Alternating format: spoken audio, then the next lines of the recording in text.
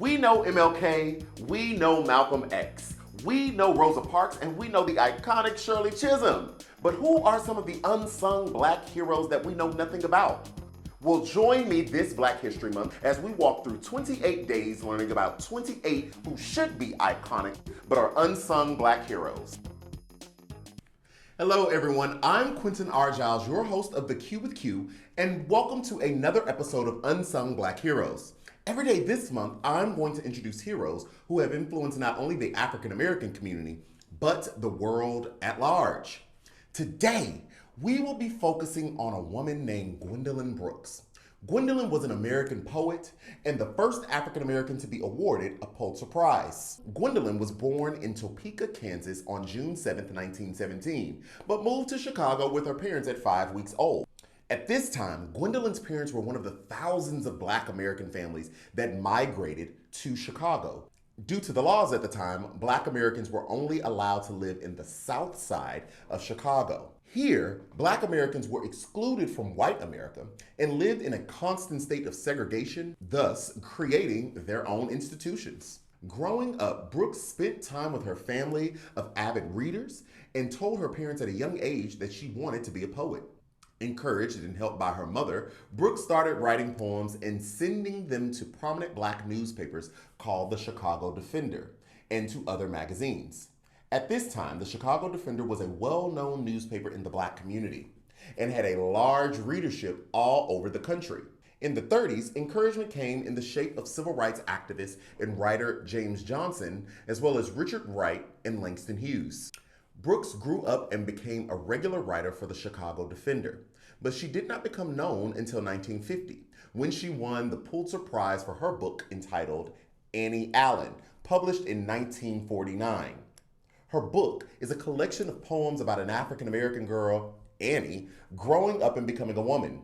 An analysis of Annie Allen, quote, Brooks details the social conditions that ensure Annie's dreams remain unrealized, that force her to mature early and ultimately leave her disillusioned.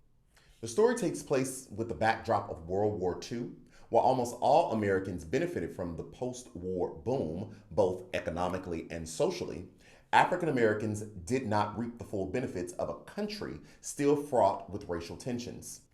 Annie Allen suffers the effects of the war. Her husband returns with post-traumatic stress disorder, or PTSD, and a depressing awareness of the white and greater chess of America. He eventually abandons Annie, who is left derelict and dim and done. At this time, Brooks and her family were experiencing the effects of the post-World War II era, as well as the Jim Crow era, and her poetry portrays what time was like for Black Americans.